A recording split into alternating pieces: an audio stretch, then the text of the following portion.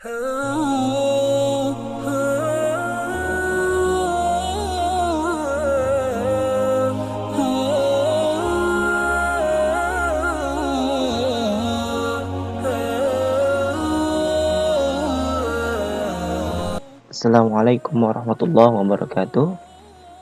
Innal hamdalillah nahmaduhu wa nasta'inuhu wa nastaghfiruh wa na'udzu billahi min shururi anfusina wa min sayyiati a'malina. May yahdihillahu fala mudhillalah wa may yudhlil fala hadiyalah. Asyhadu an la ilaha illallah wa asyhadu anna Muhammadan abduhu wa rasuluh la nabiyya ba'dah. Allahumma shalli ala Muhammad wa ala ali Muhammad. Pada semuanya, ya, alhamdulillah kita masih diberikan taufik, hidayah dan nikmat sehat dari Allah Subhanahu wa taala di tengah situasi yang belum stabil, ya, di tengah situasi wabah corona ini. Semoga tidak menurunkan tulusnya kita tolabul ilm, menuntut ilmu, sehingga dengan tulusnya kita insya Allah akan diberikan oleh Allah Subhanahu wa taala dengan kebajikan yang berlipat ganda insya Allah. Maka niatkanlah kita tulus dalam tolabul ilmi, menuntut ilmu. Salawat serta salam tak lupa kita curahkan kepada Nabi Muhammad SAW, yang semoga kita termasuk generasinya yang istiqomah menjalankan sunnah-sunnahnya. Baik, saya akan membahas materi saat ini adalah tentang akhlak yang indah seindah Ramadan, ya, akhlak yang indah seindah Ramadan. Ramadan itu memang indah. Kita ingin akhlak yang kita miliki seindah Ramadan. Kenapa? Karena semua orang menginginkan bertemu dengan bulan yang mulia ini. Jauh-jauh hari semua orang rindu agar bisa bertemu kembali, agar bisa melakukan ibadah kembali di bulan ini. Karena orang-orang semuanya tahu bahwa ketika di bulan Ramadan itu banyak pahala yang berlipat ganda. Banyak orang berlomba-lomba dalam memperbaiki akhlaknya. Dan ternyata Islam itu sangat perhatian dengan akhlak. Banyak sekali ayat-ayat yang secara mengisyaratkan bahwa sebetulnya itu adalah untuk memperbaiki akhlak. Nah, ada poin-poin perhatian Islam terhadap akhlak. Yang pertama, ketika Allah memuji Nabi Muhammad SAW dalam ayatnya, wa innaka la'ala khuluqin azim. Sesungguhnya engkau Nabi Muhammad berada di atas akhlak yang mulia. Allah tidak memuji Nabi Muhammad karena puasanya, karena amal ibadahnya. Tidak. Tapi yang dipuji adalah akhlaknya. Wa innaka la'ala khuluqin azim. Dan ini mengisyaratkan bahwa seseorang pantas mendapatkan pujian adalah saat memiliki akhlak yang baik. Dan perhatian Islam lainnya adalah bahwa misi besar diutus Nabi Muhammad SAW adalah memperbaiki akhlak, menyempurnakan akhlak. Nabi bersabda, "Innama bu'itsu liutammima makarimal akhlak." Sesungguhnya aku diutus hanya untuk menyempurnakan kesolihan akhlak, menyempurnakan kemuliaan akhlak. Nabi Muhammad SAW diutus adalah untuk memperbaiki akhlak semua umat manusia. Kemudian berikutnya perhatian Islam terhadap akhlak. Yang ketiga, bahwa sempurna atau tidaknya iman seseorang itu adalah karena akhlaknya. Nah, sahabat, kita semua ini memiliki keimanan yang ada di dalam hati kita. Tapi siapa orang yang paling sempurna imannya di antara umat manusia di dunia ini? Apakah yang pakai sorban? Apakah yang pakai gamis? Gitu, atau yang sudah pulang haji atau lainnya? Belum tentu. Ternyata orang yang paling sempurna imannya adalah sebagaimana diriwayatkan dalam hadis, innama akmalul mu'minina imanan ahsanuhum khuluqan. Sesungguhnya orang mukmin yang paling sempurna imannya adalah yang terbaik akhlaknya. Ternyata yang terbaik akhlaknya. Dan poin penting lainnya adalah yang keempat, bagaimana Islam itu ya sangat perhatian terhadap akhlak. Yang keempat adalah Allah sangat mengapresiasi hambanya di yaumil akhir, di mana semua umat manusia akan ditimbang kebajikannya, akan diberikan balasannya. Dan Nabi Muhammad SAW bersabda dalam hadisnya, ma min syai'in atqalu fil mizan min husnil khuluq. Tak ada sesuatu yang lebih berperan memperberat timbangan kebajikan daripada akhlak yang baik. Allah akan memberikan ganjaran tuh di yaumil akhir. Dan untuk memperberat timbangan kebajikannya, itu adalah akhlak. Allah akan membalas setiap sekecil zarah pun kebaikan. Dan juga akan membalas sekecil zarah gitu ya. Maksudnya sekecil apapun kebaikan maupun keburukan itu akan diberikan ganjaran oleh Allah. Dan untuk memperberat timbangannya adalah memperberat timbangan kebajikan adalah akhlak yang baik.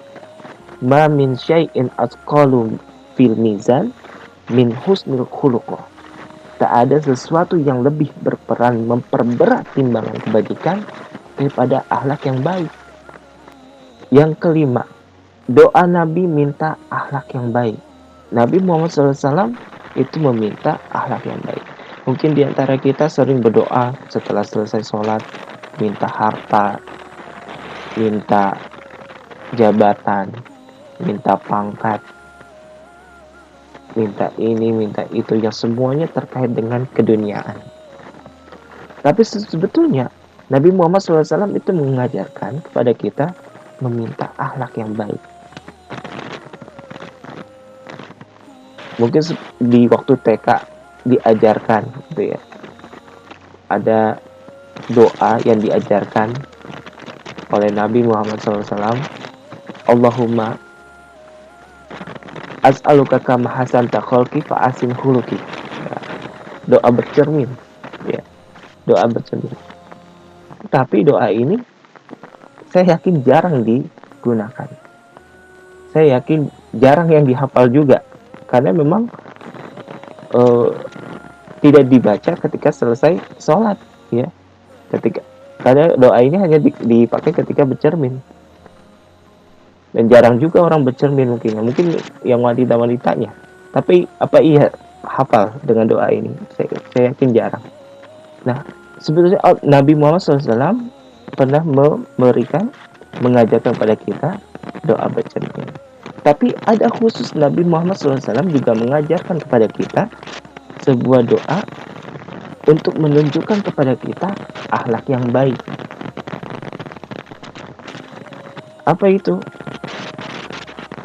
Nabi Muhammad SAW mengajarkan kepada kita, Allahumma hdini li ahsani akhlak fa innahu la yahdi li ahsaniha illa anta. Ya Allah, tunjukkan kepadaku akhlak yang baik. Sesungguhnya tidak ada yang bisa menunjukkan akhlak yang baik kecuali Engkau. Nah, dari ini semua menunjukkan pentingnya seseorang punya akhlak yang baik. Karena ketika kita mempunyai akhlak yang baik, itu pasti disukai sama orang. Nah, sehingga di setiap ibadah yang Allah berikan kepada kita, ya, di balik itu ada pesan akhlak, ada pesan moralnya. Allah selalu hubungkan dengan akhlak, ya, dengan ibadahnya. Jadi Allah menghubungkan ibadah itu dengan akhlak. Ada pesan moralnya, ada pesan akhlaknya di sana. Contoh, yaitu sholat. Saya yakin semuanya mengerjakan sholat. Inna sholata tatanha 'anil fahsya'i wal munkar. Lihat apa pesannya di dalamnya. Ibadah sholat, kemudian setelahnya pesan akhlak, pesan moral. Sesungguhnya sholat mencegah perbuatan keji dan munkar. Ada pesan moralnya, ada pesan akhlaknya. Pak, kan juga banyak juga yang habis sholat nggak masih aja maksiat juga. Ya itu mah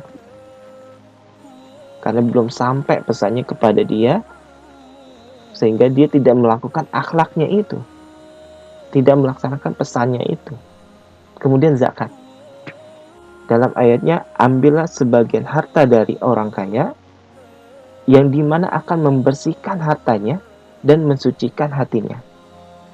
Bersih mungkin dari sisa-sisa haram, riba kah, atau sesuatu yang ragu-ragu, dan juga mensucikan hatinya. Jadi hatinya yang disucikan. Kita lihat pesan moralnya. Ketika dia berzakat, dia sedekah, berarti si pemilik harta memberikan kepada si yang tidak memiliki harta. Orang kaya memberikan kepada si miskin yang tidak mampu. Ini akan mensucikan, pesannya adalah mensucikan si orang kaya agar tidak kikir, agar tidak pelit, agar hatinya tidak merasa segala sesuatunya itu adalah milik dia. Tidak. Itu pesan moralnya. Jadi dia akan mensucikan hatinya untuk tidak kikir, tidak pelit, tidak merasa diri sendiri egois karena ada orang lain yang membutuhkan. Rasa empatinya timbul. Yang kedua adalah mensucikan hatinya orang miskin, orang yang tidak mampu. Supaya apa? Agar tidak iri. Agar tidak iri kepada orang kaya. Agar dia tidak iri dan tidak sendirian dalam ketidakmampuan mereka. Karena ketika mereka membutuhkan bantuan, ada orang di sampingnya yang bisa membantunya. Luar biasa akhlak ini. Kalau misalkan pesan akhlak ini bisa diterima, bisa diketahui semua orang, luar biasa Islam ini. Karena itulah Islam itu jaya di masa yang lalu. Kemudian contoh lagi adalah haji. Haji itu ketika orang yang melakukan haji, itu ada peraturannya. Ada garis-garis batasannya. Haji itu tidak boleh berkata kotor. Ketika seseorang berhaji tidak boleh berkata kotor. Tidak mencabut tanaman, tidak mematahkan tanaman, tidak melakukan sesuatu yang membuat orang lain tersakiti. Itu semua akhlak. Ibadah dihubungkan dengan ada pesan moral, ada pesan akhlak di sana. Nah, terlebih lagi puasa. Puasa adalah terminal besar untuk belajar akhlak yang baik. Dia adalah senternya untuk mempelajari akhlak yang baik. Dalam hadis qudsi, orang puasa bukan sekedar menahan makan dan minum. Sebetulnya ada pesan moral di sana. Apa hadis qudsinya? Nabi Muhammad SAW bersabda, "Fa'idza kana yaumus shaumi min ahadikum fala yarfus wala yaskhar." Maka bila datang hari berpuasa di antaramu, maka janganlah berkata kotor dan janganlah meninggikan suara. Jadi ada dua nih, ada kontennya dan juga ada nadanya. Nah, ada kontennya, ada nadanya. Jadi nggak boleh berkata kotor dan juga nggak boleh meninggikan suara. Maksudnya apa meninggikan suara? Marah. Nggak boleh berkata kotor, misalkan ya kata-kata kebun binatang Ragunan semua dikeluarin. Misalkan kata-kata yang ada di dalam kamar mandi isinya toilet dikeluarin, nggak boleh. Dan juga nggak boleh meninggikan suara, tidak boleh meninggikan suara, yaitu berarti dia sedang marah. Ini pertanda tidak mampu mengendalikan emosi. Lain lagi misalkan ada lanjutannya dalam hadis tersebut, apabila ada orang lain yang mencaci atau ngajak berantem, jangan melakukan, misal lu jual gua borong misalnya gitu, nggak boleh itu, nggak boleh. Tapi katakanlah saya sedang puasa,